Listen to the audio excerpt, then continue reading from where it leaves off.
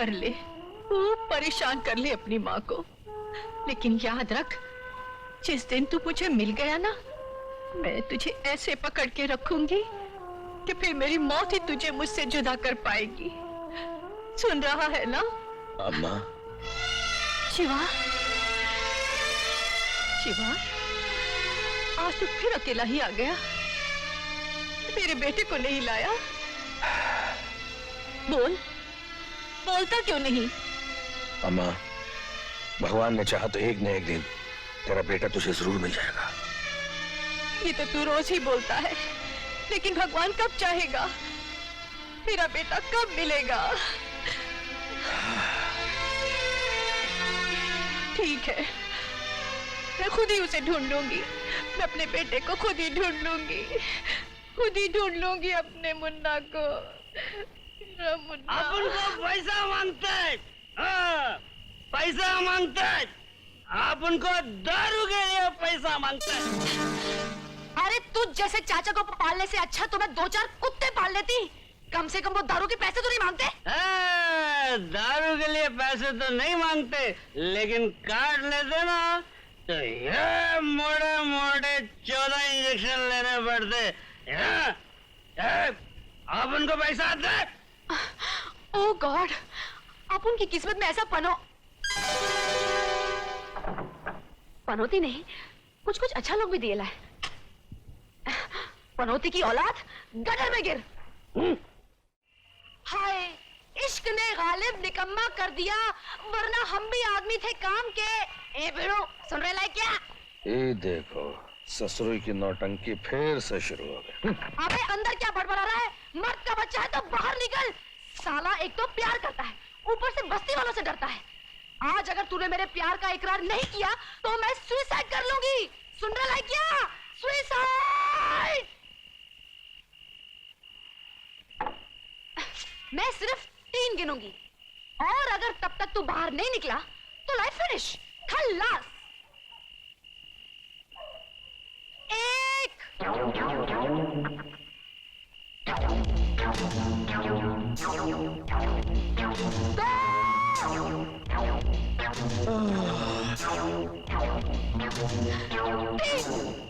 साला non romantic आदमी। लगता है इसकी 7 पुश्तों ने कभी किसी से प्यार ही नहीं किया। आज तो मैं मरूंगी। अबे साले, मैं नेक काम करने जा रही थी, सीटी मार के सारे मूड का सत्यानाश कर दिया। माफ कर दे मेरी बहन। हाँ? बहन? अबे शर्म नहीं आती जवान लड़की को बहन कहते हुए? माफ कर दे मेरी अम्मा। माँ? अबे मैं तेरे को माँ नजर आती हूँ? तो फिर मैं क्या बोलूं? अबे मैंने तुझे थप्पड़ इसीलिए मारा है कि अगर सीटी बजानी है तो जरा स्टाइल में बजा। ये देख, देखा? बजा बजा बजा। चुप!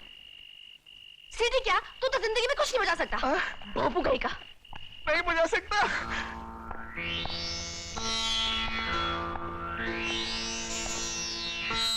जय राम जी की डीसी बाबू। जय राम जी की। अरे भाई जंगा, तुम हो कहाँ? तुम्हें देखने को तो हमारी आंखें तरस गईं। बात दरअसल ये है, आपकी सेवा करते करते गया था थक, सोचा सरकार की सेवा कर दूं। 3 महीने के लिए अंदर ही चला गया था। अरे हमें इतला कर देते, हम फौरन बाहर करा देते। अंदर जाके इतनी जल्दी बाहर आ गए तो फिर अंदर जाने का फायदा है क्या? खैर बोलो बाबू, कैसे याद किया? हाँ, एक टेढ़े से आदमी को थोड़ा सा सीधा करना है। सिर्फ सीधा करना है या लेटा देना है? नहीं नहीं, बड़े काम का आदमी है। इस कमबख्त को मैं यही कह रहा था कि उसे बेकार कर दो। देखो, अगर सेठ बिहारी लाल का बैग चोरी करने में तुम नाकामयाब रहे तो मैं तुम्हें... नहीं सर, हम किसी भी कीमत पर वो बैग हासिल करेंगे। हाँ, that's like a good boy. Now get lost. और सुनो, शेरू को भी साथ ले जाओ। Yes sir.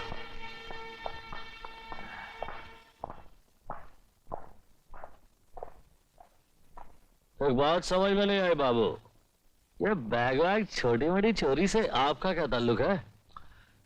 दिमाग की बात है, इसलिए तुम्हारी समझ में आना मुश्किल है। शक्ति, जिस आदमी की हमें जरूरत है वो है तो मामले से चोर, लेकिन साले का दिमाग सातवें आसमान पर है। जंगा, चोर चोरी नहीं करेगा तो क्या करेगा? भूखा मरेगा। इसलिए शिकार पे निशाना लगाएगा शक्ति, लेकिन बंदूक चलाएगा हमारा आदमी। तुमने वो कहावत सुनी है कि शेर भूखा हो तो सर्कस में भी काम करेगा? तो अब देखता हूं कि शक्ति हमारे लिए कैसे काम नहीं करता। जी, जो मैं खाता हूँ वो यहाँ नहीं मिलेगा ना, तो सिर्फ आप ही के लिए ऑर्डर दे देता हूँ। 2 प्लेट चिकन टिक्का। ओके। देखिए मिस, मैं बात बहुत कम करता हूँ और जितनी भी करता हूँ बहुत सोच समझ कर और नाप तोल कर करता हूँ। और भगवान झूठ न बुलवाए, अगर आप इस इंडस्ट्री में कुछ दिनों पहले आ गई होती तो इस इंडस्ट्री में जयप्रदा, श्रीदेवी और मीनाक्षी शेषाद्री ना आती, सिर्फ आप ही आप होती। बातें करना तो कोई आपसे सीखे। Thank you. I mean it's all right, it's all right. देखिए तो फिर डिसाइड हो गया हीरोइन तो मेरी आप ही होंगी। आपके बगैर पिक्चर नहीं बनाऊंगा। इस पिक्चर में विलन का कोई स्कोप नहीं है और अगर आएगा तो उसे मैं कहूंगा कि निकल जा प्लीज निकल जा। इसमें विलन का स्कोप नहीं है ना। मक्खियाँ बहुत है यहाँ। ठीक है तो फिर क्या है? फिर सब कुछ डिसाइड हो गया, सब कुछ फाइनल हो गया। फिर वो हीरो उसको ले लेते हैं। वो ले आया ना, बहुत सारी पिक्चरें साइन कर रहा है वो गोविंदा। छी, वो मुझे नहीं पसंद है। ऐसा है क्या? फिर संजू को ले लेते हैं, अपना संजय दत्त। मैं अभी आता हूँ। अभी आता हूँ। Excuse me. अबे साले, कभी तो टाइम पे टपका। तो टाइम पे तो पहुंचा हूँ। चुप साले, देखा नहीं मैं इतना कौला माल पटा रहा था। अगर ये माल नहीं होगा तो वो माल क्या पटाएगा? ठेंगा। चले चुप। किसको बोलता है? बता क्या है? बोल बोल। खबर एकदम पक्का है। क्या? बिहारी लाल के पास शॉलेट माल है। अच्छा, वो हमेशा की तरह इसी होटल में पहुंचने वाला है। कौन? बिहारी लाल? बिहारी लाल। हाँ। यही नहीं, वो इसी होटल के 7वें माले पे रहने वाला है। कौन? बिहारी लाल? नहीं तो क्या मैं क्या? ठीक है, ठीक है। तो मतलब अब के वो इस होटल में रुकेगा जरूर। हाँ। लेकिन उसका माला मैं चेंज करा दूंगा। हाँ। लेकिन सुन, तू अंदर मत आना, तू बाहर खड़ा रहना। क्यों? क्या? ठीक है ना, अपन नहीं आएगा, अपन बाहर रहेगा, अपन का काम हो जाएगा। जाओ जाओ, तुम जाओ। साला क्या टाइम आएला है। साला अक्लमंद आदमी का कोई वैल्यू ही रहा नहीं। तुम जाओ, अकेला जाओ।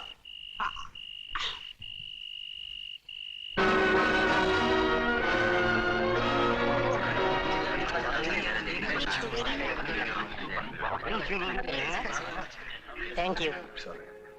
फरमाइए। अजी मैं तो खुद फरमा बरदार हूँ, मैं क्या खाक फरमाऊंगा? फरमाया तो बंदे के हुजूर ने, जिनका मैं खादिम हूँ। मेरा मतलब मुरारी लाल जी से। मुरारी लाल जी?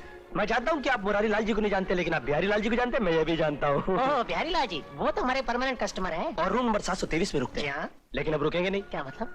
मेरा मतलब यह है कि आपके सेठ बिहारी लाल जी और मेरे सेठ मुरारी लाल जी में आपस में नाजायज ताल्लुकात हैं। और मेरा मतलब है कि बिजनेस के ताल्लुकात हैं। और आपके सेठ बिहारी लाल जी से मेरे सेठ मुरारी लाल जी को धंधे में जबरदस्त फायदा हुआ है। इसलिए मेरे सेठ मुरारी लाल जी ने सोचा है कि आपके सेठ बिहारी लाल जी जब भी इधर आए तो उनके खाने पीने, नाने दोनों उठने बैठने का बंदोबस्त वही करें, लेकिन आपके रूम नंबर 723 में नहीं, बल्कि आपके होटल के शानदार रूम नंबर 323 में।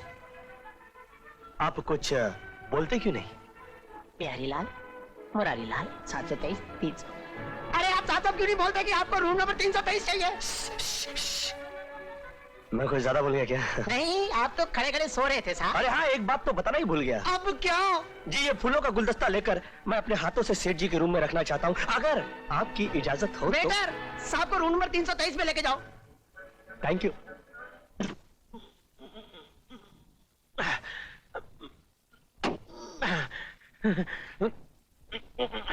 अरे बेटा जी, एक फ्रेश लाइम और सोडा लेकर के आओ। अच्छा सर।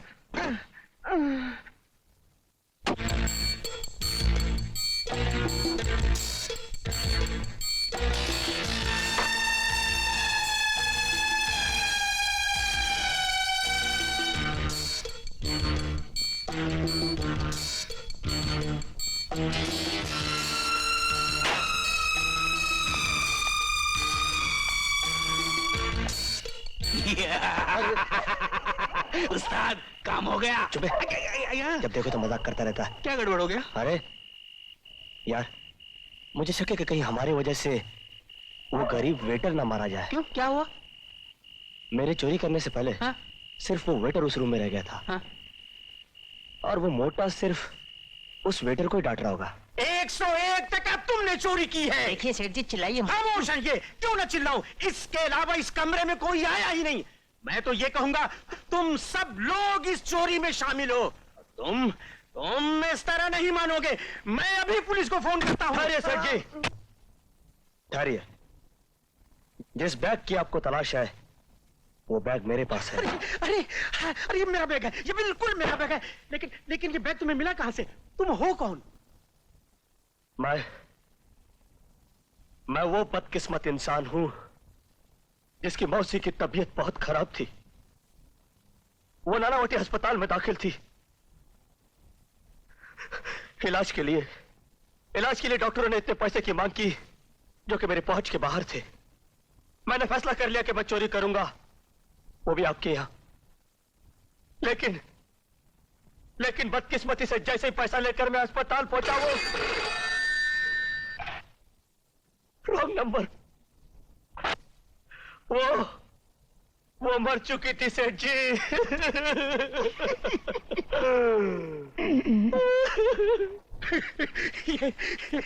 ये तो बहुत बुरी खबर है। खैर, अब जब मौसी ही न रही तो पैसे लेकर क्या करूंगा? आदमी ईमानदार है, मजबूरी में चोरी की। लेकिन तुम इस कमरे में आए कैसे? बताता हूं, सब कुछ बताता हूं। देखिए, पहले क्या हुआ, आपके आने से पहले मैं फूल रखने के बहाने आपके कमरे में आया और वेटर से बातें करते करते मैंने बालकनी के दरवाजे की सिटकनी खोल डाली, ऐसे। फिर आप बाथरूम में गए, वेटर बाहर चला गया और मैं अंदर आ गया, बिल्कुल ऐसे। और आपका बैग उठाकर भाग गया, ऐसे।